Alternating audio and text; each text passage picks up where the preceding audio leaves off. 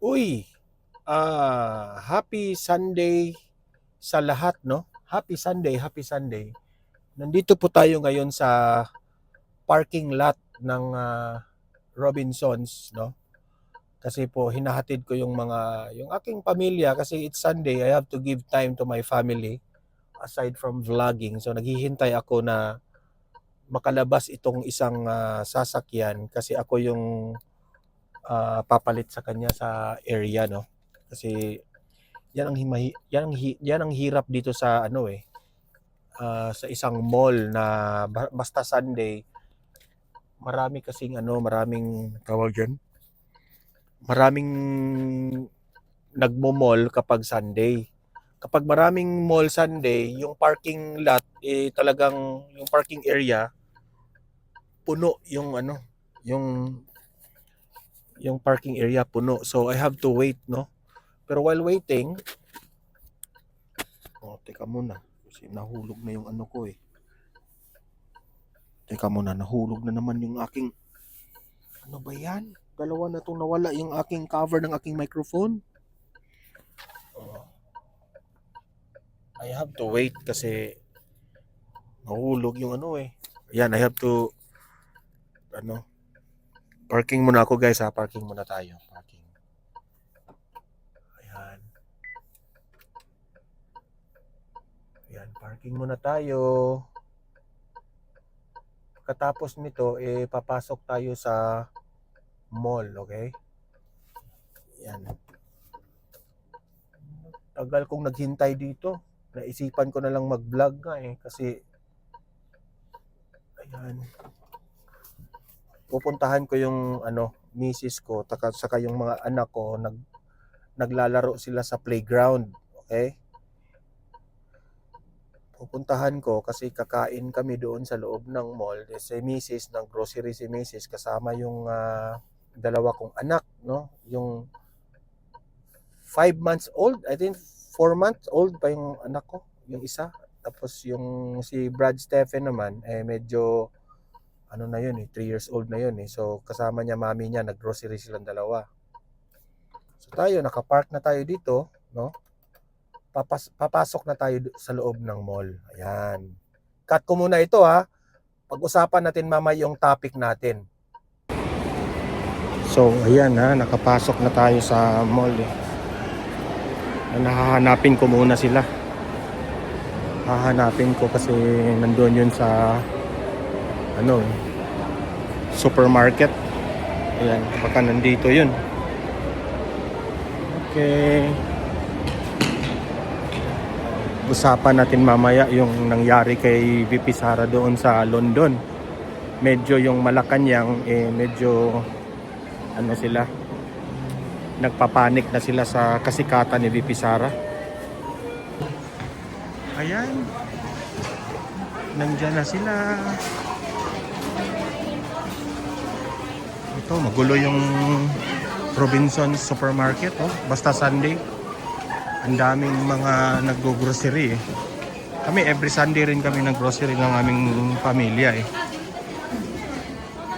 Ayan. Saan ba sila? Ayan, nandito na. Ayan, ayan, ayan.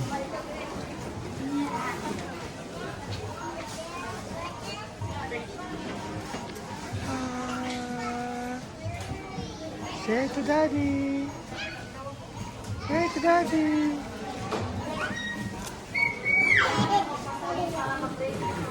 Ayan, hintayin na lang kami ni mami. Nag-grocery pa sila ni mami dyan sa loob.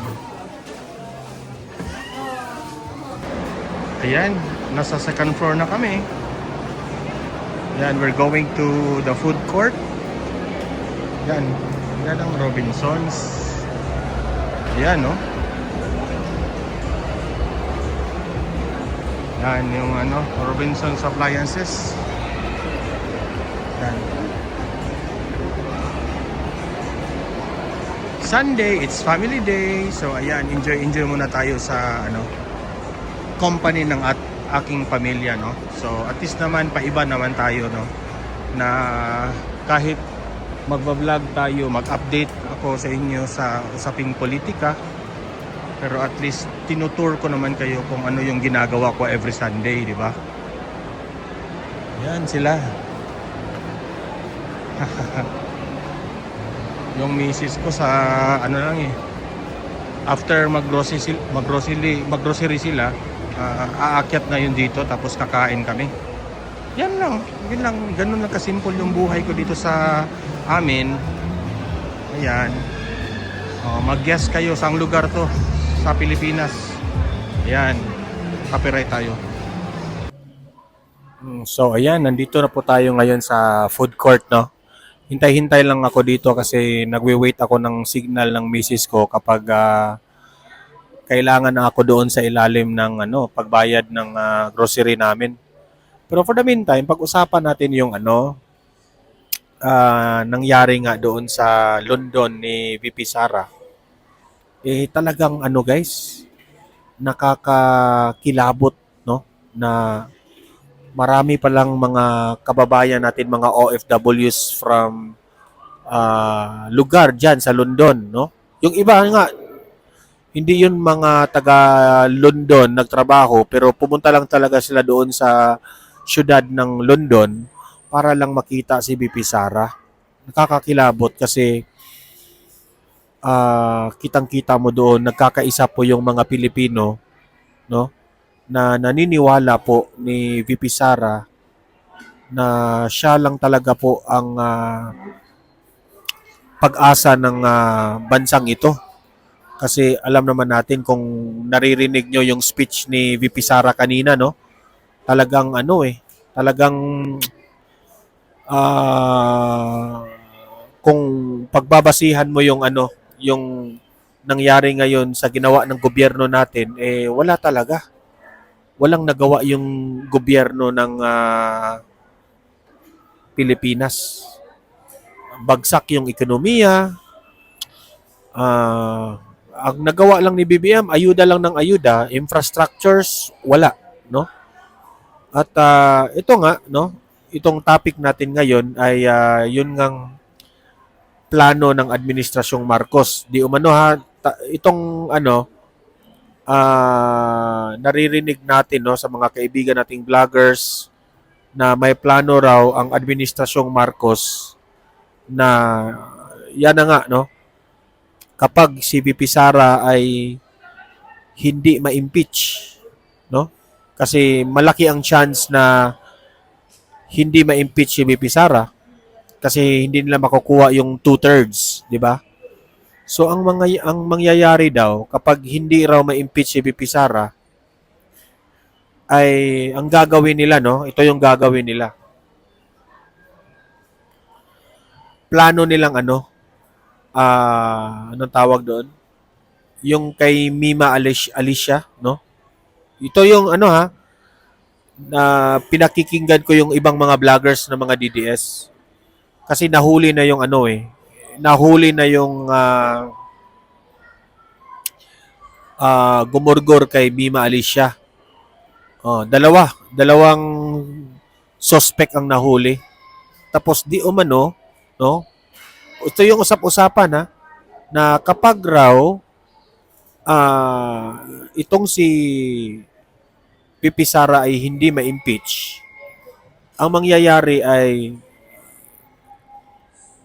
there are some politicians, syempre mga kalaban ni VP Sara, they are planning na paaaminin ito di umano I hope it's not true, no? Na ang gagawin raw nilang plan B. Okay, plan B kasi yung plan C na nga ito Kasi yung plan A nila, charter change. Yung plan B, i-impeach si VP Sara. Ngayon, kapag hindi ma-impeach si VP Sara, meron silang plan C. Ang plan C nila is paaaminin raw yung mga suspect na gumurgor kay Mima Alicia na si VP Sara ang nag-utos sa kanila para gurgurin si Mima Alicia. Yan ang pinakamatindi. Very obvious na yan na talagang gawa-gawa ang script. But I hope that is not true. I hope chismis lang yan, no? Yan ang ating ipagdasal na chismis lang yan. Kasi kung mangyari yan, kita mo na, Ako ang unang vlogger na nag-analyze doon, di ba? Sabi ko, nung yung pagka-gurgor ni Mima Alicia, sabi ko, ano yan? Talagang delikado kapag paaaminin na naman yung mga suspect. Eh, hindi talaga ako nagkamali. Yun na talaga ang usap-usapan ngayon. But I hope it's not true. Okay? Oh. Kasi ano magti-trigger na naman yan sa kanila. Hindi ako naniniwala na hindi nila nakita yung nangyari doon sa London. Okay? Oh. Kitang-kita naman doon na nung pumasok si BP Sara papunta sa entablado, hindi nga entablado yun parang semento lang yun na nakapatong doon si BP Sara to elevate herself para makita siya sa taong bayan. Grabe yung hiyawan ng taong bayan. Talagang sumisigaw, nakikilig, gustong yakapin si BP Sara. Pero the security is also doing their part, no? Na talagang hinarang nila kasi hindi naman pwede na dudumog lang yung tao kahit ano, di ba? Kasi hindi natin alam kahit maraming supporter si BP Sara doon sa London, hindi natin alam baka may magpapanggap doon, no? Delikado rin, no, na pag merong mangyari kay BP Sara. So, sakto lang 'yon. But anyway, si BP Sara naman doon ay nagbigay naman siya ng time. No, halos nga sabi ng mga kaibigan ko, mga vloggers na nandoon, no, mismo sa London, na nagbigay talaga ng oras si VP Sara para lang makipag photo op, no, ng ating mga kababayan diyan sa London, no. And shout out nga pala, no. I would like to shout out sa mga audience ko dito sa Donmar TV na laging nanonood dito, na mga audience natin from London, no. Shout out po sa inyo and congratulations po sa inyo. At maswerte kayo na pumunta dyan si VP Sara. Kasi si VP Sara pala is nakaschedule siya para dumalaw kay Tatay Digong sa Hague, no? At balita raw, no? Ewan ko lang kung totoo ito. This is a good news. Lalabas na raw si Tatay Digong. Ewan ko lang kung ano ang dahilan. Bakit raw makakalabas na raw si Tatay Digong? Yan ang ating hihintayin, no? Sana totoo. Kasi nabanggit rin ni VP Sara sa kanyang speech kanina na hintayin natin ang paglabas ni former President Rodrigo Roa Duterte. Sana magkatotoo talaga, guys, na makalabas na si Tatay Digong. Kasi kapag makalabas si Tatay Digong, tapos mapresidente pa si VP Sara sa 2028, wala, finish na. Talagang yung corruption, solved na yan. Masusolusyonan na yan lahat. Kaya iyak lahat ng mga dilawan, iyak lahat ng mga pulahan, mga loyalista, iiyak yan lahat. Yung mga iniidolo ninyong mga korakot na mga nangungulimbat, mga anong tawag doon? Naglustay ng pera ng taong bayan, lahat kayo. Good luck sa inyo sa 2028. No? I hope it will happen kasi dapat naman mangyari yung sinabi ni VP Sara na anong sabi ni VP Sara? Hindi ako gaganti sa ginagawa nila ngayon sa akin. Grabe yung ginagawa nila, yung pag-impeach kay VP Sara. Magastos yun, ha? Si VP Sara, nag-hire pa siya ng mga magagaling na lawyer para doon sa impeachment trial. Hindi yun biro, no? Pero ito yung nakakatawa. Inakusahan nila si VP Sara na nagnakaw ng 125 million. Okay? Gusto nilang ma-impeach kasi nagnakaw raw si VP Sara ng 125 million. Sa kabubuhan ng administrasyon na ito, sa kabubuhan ng mga prosecutors ng House of Representatives, no? Imagine that one, dahil dito sa impeachment, gumagasta ang gobyerno ng halos ano 2 billion. Di umano ha, gumagas kasi sabi nga no sa yung speech yata yun ni Cayetano na the government is spending 20 million per day in every hearing. Kada merong hearing, gumagasta ang gobyerno ng 20 million sa Senado. I think that includes the electricity, yung mga secretaries doon, yung mga expenses ng mga senador, lahat-lahat na, kuryente doon, lahat-lahat, basta 20 million. At ako'y naniniwala dyan na magasto talaga yan. So if 20 million per day, tapos aabot raw ito ng 100 plus days, no? O, tama yung analysis nila na aabot ng mga 2 billion yung expenses, the impeachment alone. Mantakin nyo ha, dahil sa kalokohan nila na impeachment na ito, gumagasta pa sila ng 2 billion for just nagnakaw raw si BP Sara ng 125 million. Gusto nilang matuklasan kung totoo bang nagnakaw si BP Sara ng 125 million, gagasta sila ng 2 billion. Hindi sablay. Di ba? Sablay. Instead na uunahin ninyo yung mga nagnakaw ng flood control budget, doon pa kayo nauna sa sa 2 billion sa 125 million. Nadagdagan ng 2 billion dahil dito sa kalokohang impeachment trial na ito. 'Di ba? Grabe. Imagine that one ha. Inaraw-araw na nilang siniraan si BP Sara. Yang impeachment na yan, alam ko namang propaganda yung impeachment na yan eh. Araw-araw nag-impeachment, no? I think sa isang week, 4 na beses sila mag-impeachment trial, di ba? Let us say, yan ang plano nila, propaganda nila para siraan si BP Sara. Masira ng masira. Pero mantakin nyo, God is really good.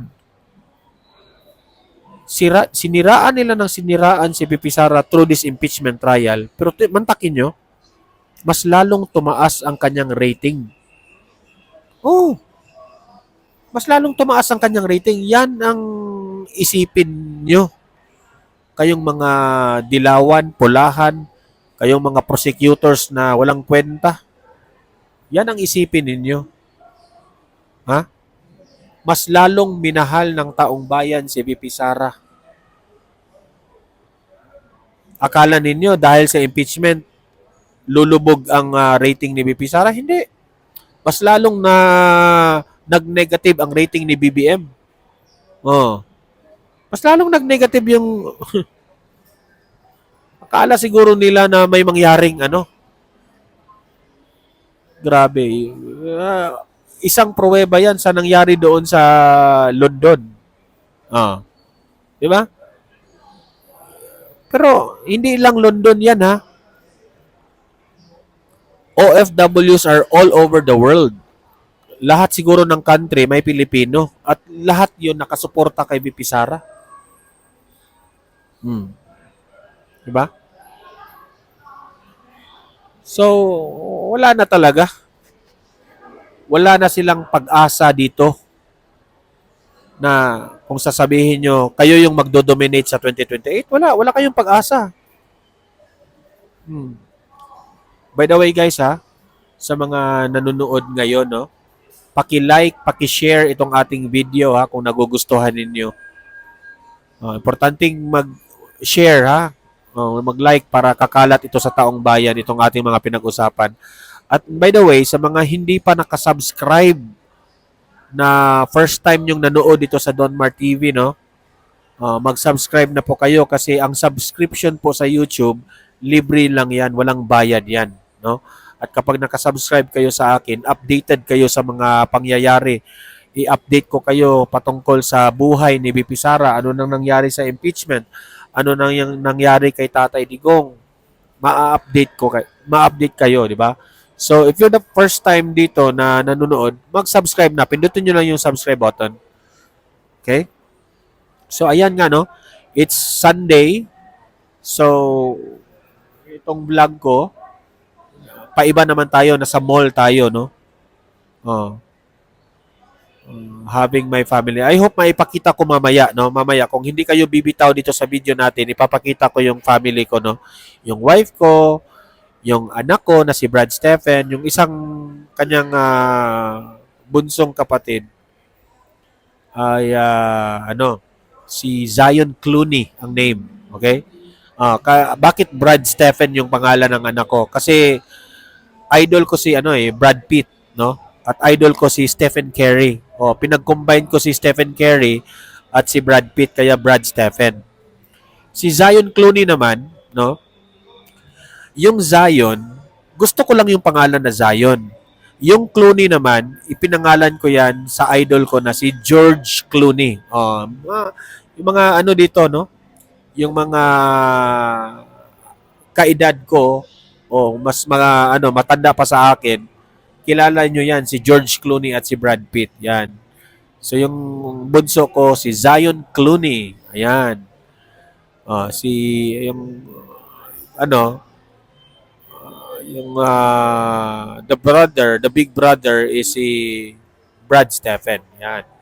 Para may background naman kayo.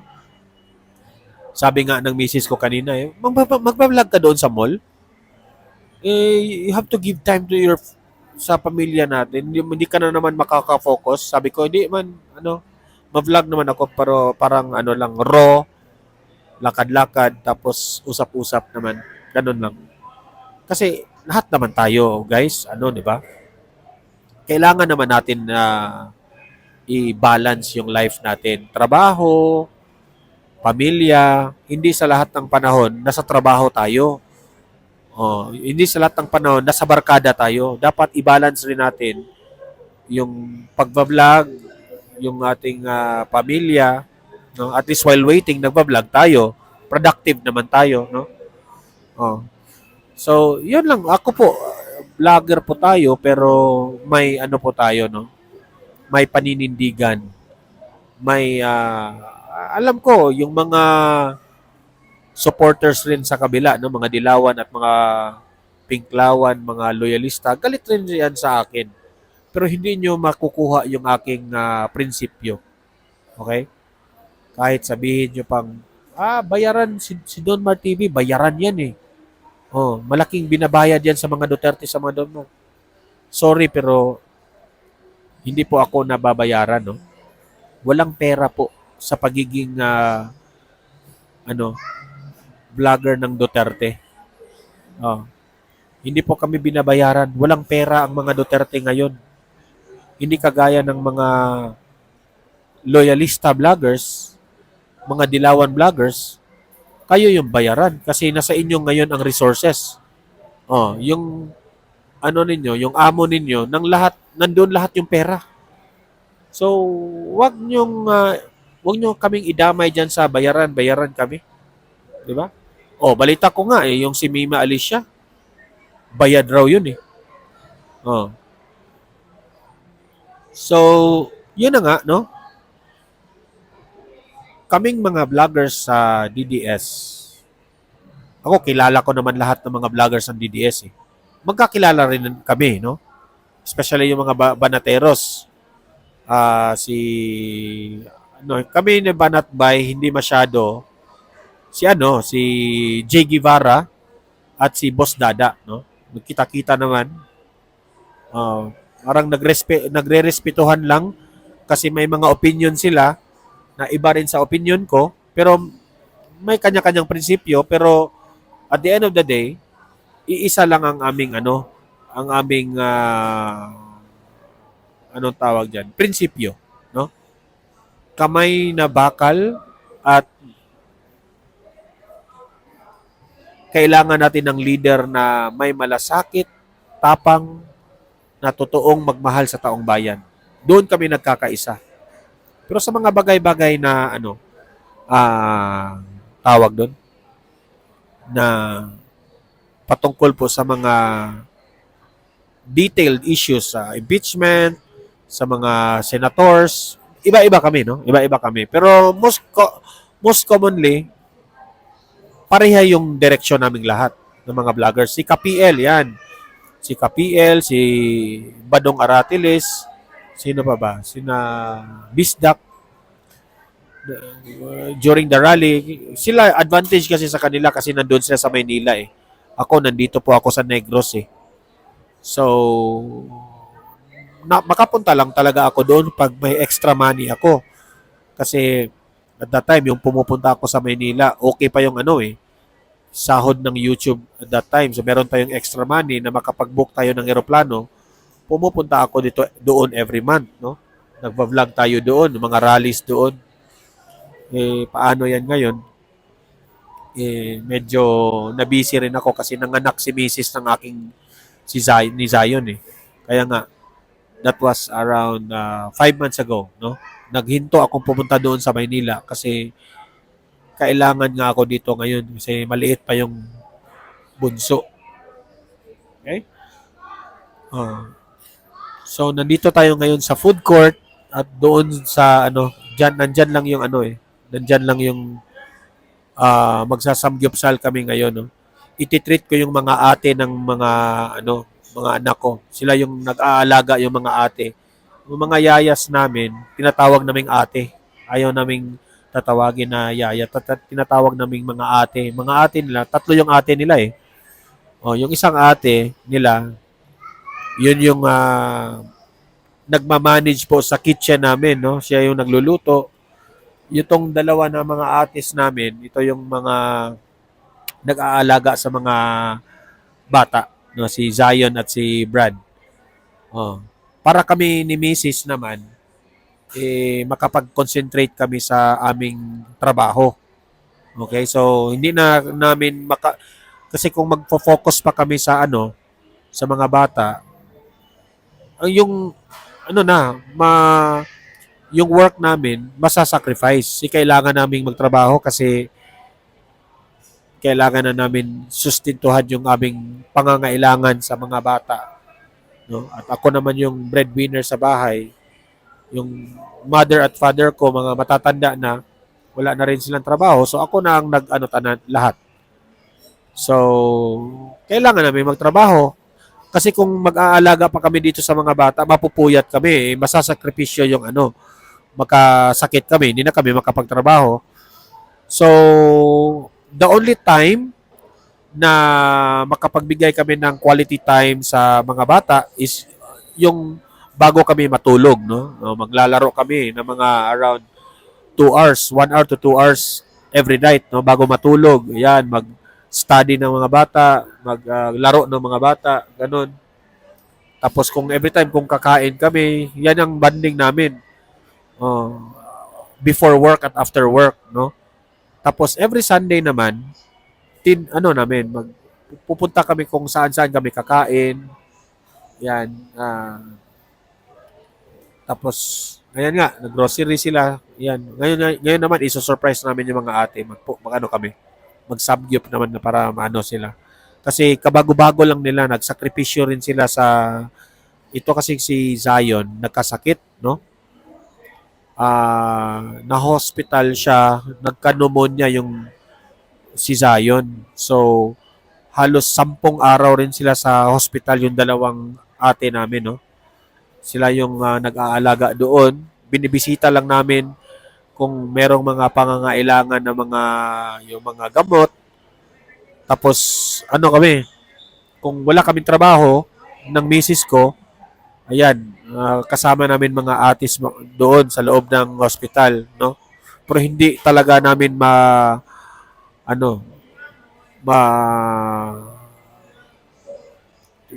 hours, hindi namin kaya. Mga around 2 to 3 hours lang kami doon sa hospital, sa loob. Tapos alis na naman kami, si misis na naman yung papalit, ganun. Hindi talaga kaya kasi kailangan magtrabaho. Kailangan din naming matulog kasi yung trabaho namin, most of the time, sa gabi. Yung misis ko sa gabi. Ang trabaho niya from 8 p.m., mag-start siya ng 8 ng gabi, matatapos siya ng alas 7 ng umaga. Tapos, pagdating ng alas 7 ng umaga, doon na siya pupunta sa hospital. Aabot na niya ng noon, saka siya matulog na naman. Ako na naman yung papalit. Ganun. Kaya, yung ibang mga vloggers, makapag-upload sila mga 3 to 4 times a day. Ako, 2 beses lang kasi nga ito, nag-busy pa ngayon eh. Ngayon na nakalabas na sa hospital, so okay, parang gumiginhawa na tayo konti, no? Oh. So, yan na little background sa buhay namin, no. Pero eto, bukas, no? I think bukas merong impeachment trial bukas. Meron ring SONA bukas ni BBM. Yan ang abangan natin. Yan ang pag-uusapan natin. Oh. Ewan ko lang kung ano ang magiging takbo ng impeachment trial bukas, ha? Ano ang itatalakay nila. Pagkatapos ng impeachment trial, magsusona na si BBM sa that's around 3 o'clock. Ayan, naputol kasi tinawagan ako eh. Ready na daw doon sa sa grocery. Babayaran ko muna. Pagkatapos ng bayad, babalik na naman ako, aakyat na naman ako dito sa sa Samgyupsal, tapos kakain na kami. Okay, babayaran ko muna ha. Putol muna. At tapos ipapakita ko mamaya yung mga kasamahan nating mga anak ko at wife ko. Yan, sa escalator tayo.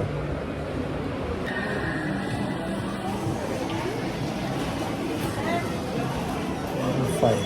Yan. Dito na.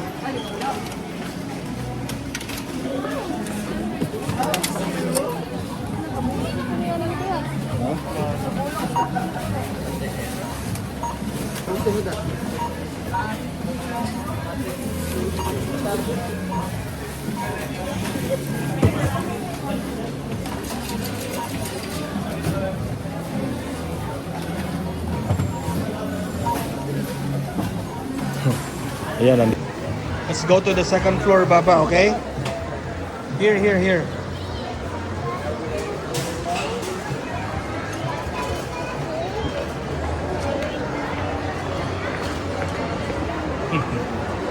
Ayan, confident to.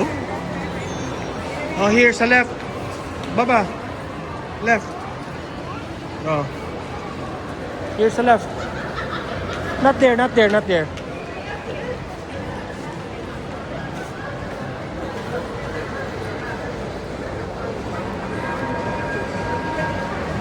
Slowly lang. Slowly. Yan, sumasayaw ko. Manang-mana kay Daddy. Say hi to them. Here sa camera.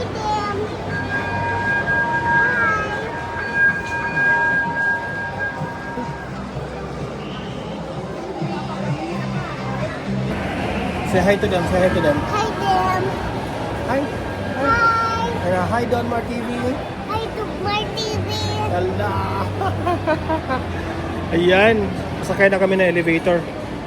Ayan, nagpapabili ng popcorn eh. Go, let's go. Let's go to Mommy. Ayan, tapos na kami. Naghanap pa kami ng ATM eh. Kasi wala akong cash. Kaya tuloy nasama ko siya sa Tuan na pod. Say hi. Hi. Ayan. Si Mami, naghintay na pala si Mami.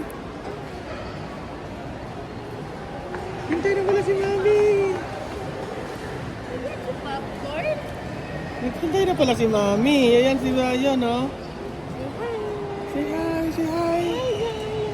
Kakain na kami ng samgyup. Ayan, may popcorn na yung isa. Tapos, dito kami. Ayan, dito. Sa Sodam. Ayan, Sodam. Baliktad lang kasi eh. Hi. Ayan, dito. Diyan kami kakain. Yan ang samgyup ng Negros. Yan, nasabi ko tuloy yung lugar namin eh. Yan. Ayan, enjoy na yung mga artist nila, oh. Ayan yung bunso. Ayan si Mrs.